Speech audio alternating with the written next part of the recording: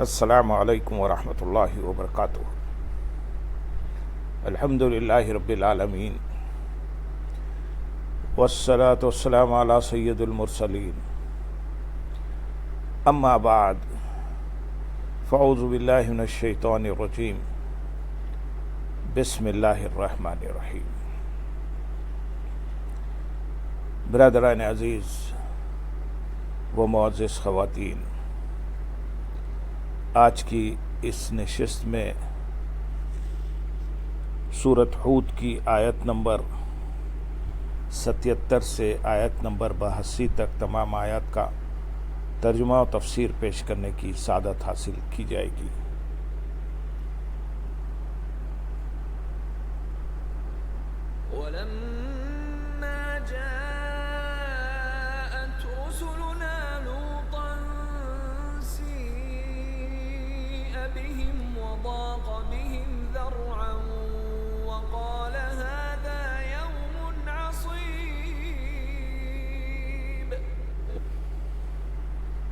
وجاءه قومه يهرعون إليه ومن قبل كانوا يعملون السيئات قال يا قوم هؤلاء بناتي هن أطهر لكم فاتقوا الله ولا تخزون في ضيفي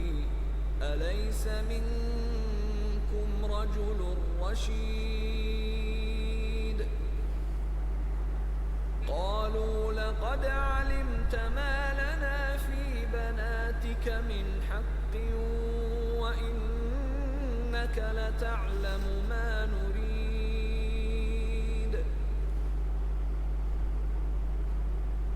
قال لو أن لي بكم قوة أو آوي إلى ركن شديد قالوا يا لوط إنا رسل ربك لن يصلوا إليك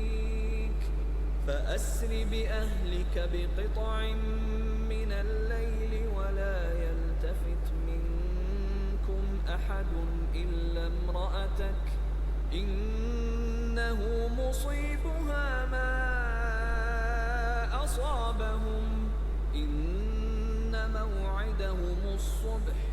أليس الصبح بقريب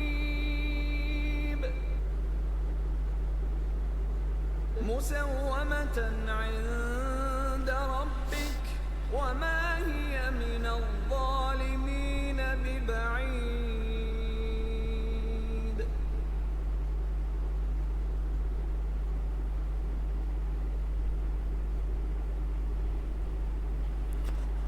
اور جب لوط کے پاس ہمارے فرشتے آئے تو ان کی وجہ سے لوط غمگین ہوئے اور ان کا دل تنگ ہوا اور فرمانے لگے یہ بڑا سخت دن ہے۔ اور جب لوط کے پاس ہمارے فرشتے آئے، حضرت ابراہیم علیہ السلام کے پاس سے ہو کر فرشتے خوبصورت لڑکوں کی شکل میں حضرت لوط علیہ السلام کے پاس آئے۔ حضرت لوط علیہ السلام نے جب ان کی حیت اور حسن و جمال کو دیکھا تو قوم کی خباثت اور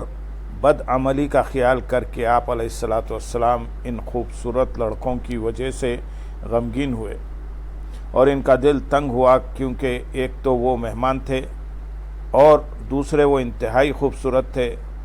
اس لیے ان کے بارے میں آپ علیہ السلام اپنی قوم کی طرف سے خوفزدہ ہوئے اور فرمانے لگے کہ یہ بڑا سختی کا دن ہے۔ مروی ہے کہ فرشتوں کو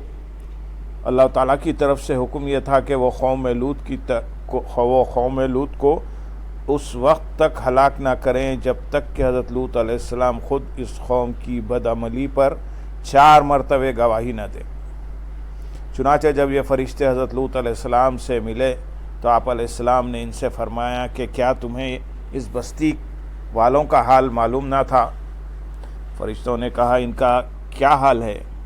حضرت لوط علیہ السلام نے فرمایا میں گواہی دیتا ہوں کہ عمل کے اعتبار سے روئے زمین پر یہ بدترین بستی ہے، اور یہ بات آپ نے 4 مرتبہ فرمائی۔ حضرت لوط علیہ السلام کی بیوی جو کہ کافرہ تھی وہ نکلی اور اس نے اپنی قوم کو جا کر خبر دی کہ حضرت لوط علیہ السلام کے یہاں ایسے خوب رو اور حسین مہمان آئے ہیں جن کی مثل اب تک کوئی شخص نظر نہیں آیا۔ آیت نمبر 78 میں ارشاد ہے، اور ان کے پاس ان کی قوم دوڑتی ہوئی آئی، اور وہ لوگ پہلے ہی سے برے کاموں کے عادی تھے۔ لوط نے فرمایا اے میری قوم، یہ میری قوم کی بیٹیاں ہیں، یہ تمہارے لیے پاکیزہ ہیں، تو اللہ سے ڈرو اور مجھے میرے مہمانوں میں رسوا نہ کرو۔ کیا تم میں کوئی ایک آدمی بھی نیک کردار والا نہیں؟ اور ان کے پاس ان کی قوم دوڑتی ہوئی آئی۔ حضرت لوط علیہ السلام اپنے مہمانوں کے ساتھ گھر میں ہی تھے کہ آپ کی قوم کے لوگ آپ کے مہمانوں کے ساتھ بے حیائی کا کام کرنے کی غرض سے دوڑتے ہوئے آئے، اور وہ لوگ اس سے پہلے ہی برے کاموں کے عادی تھے اور شرم و حیا سے بالکل عاری ہو چکے تھے۔ انہیں دیکھ کر حضرت لوط علیہ السلام نے اپنی قوم سے فرمایا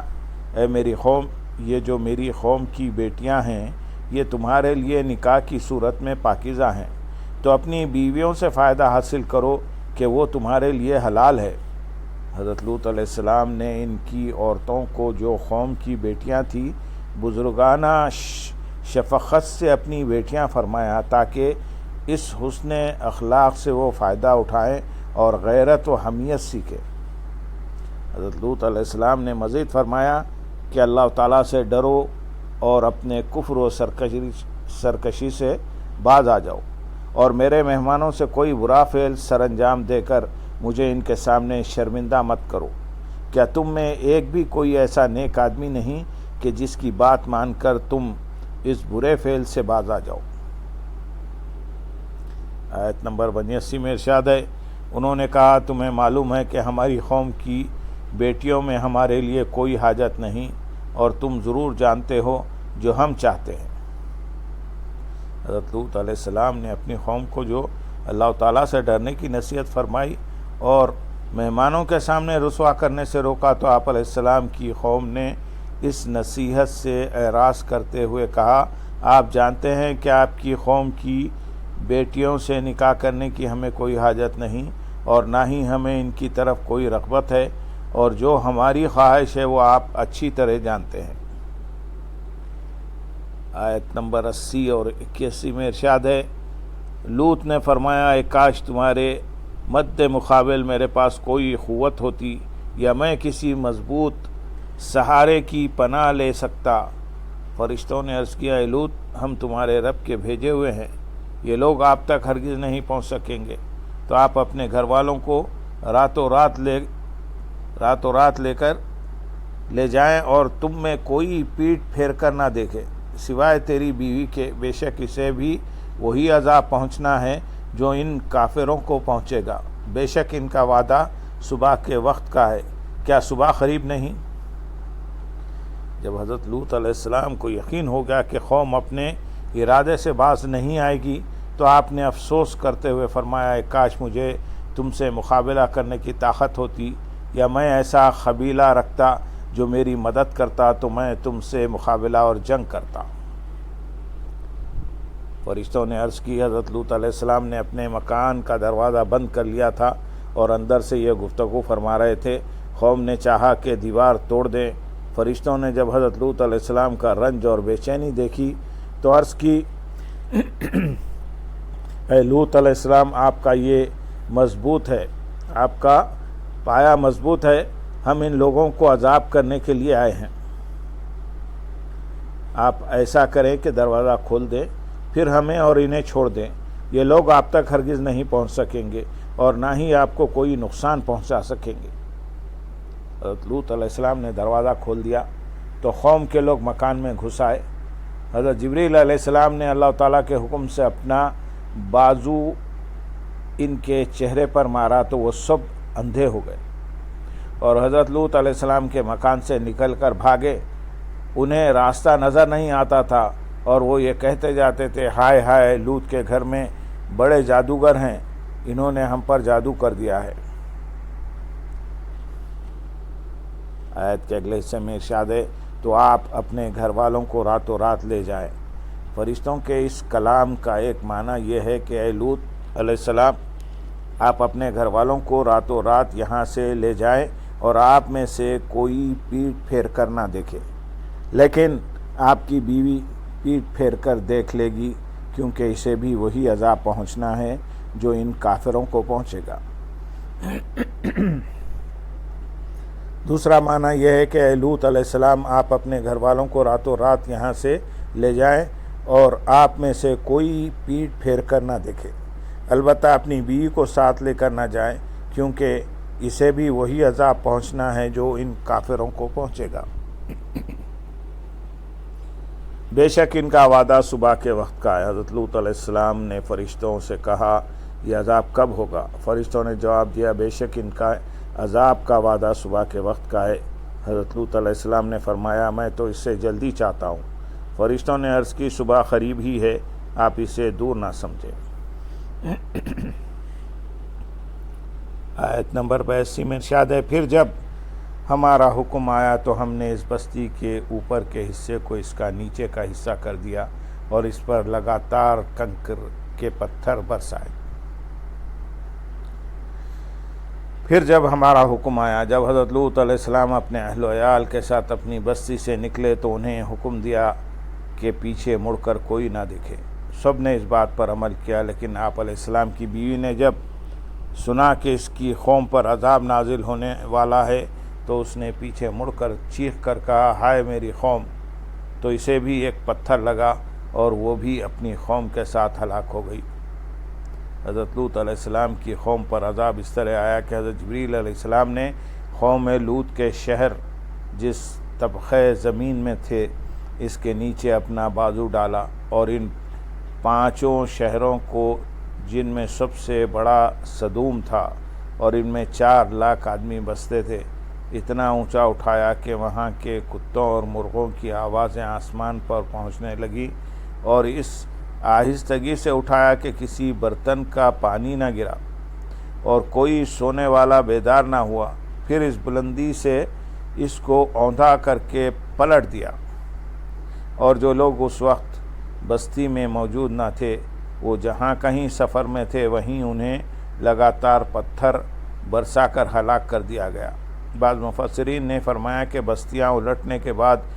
انہی پر لگاتار پتھر برسائے گئے۔ اے باری تعالیٰ ہمیں اپنے عذاب سے محفوظ رکھیے، اپنی رحمت میں داخل فرمائیے، تمام مسلمانوں کو نیک توفیق عطا فرمائیے، اسلام پر عمل کرنے کی توفیق عطا فرمائیے، آپ کے احکام کی تعمیل کرنے کی توفیق عطا فرمائیے، اپنے رحم و کرم اور فضل سے ہم تمام مسلمانوں کو بخش دیجیے میرے پاک پروردگار۔ اللہم صلی علی سیدنا محمد وعلی آل سیدنا محمد وبارک وسلم۔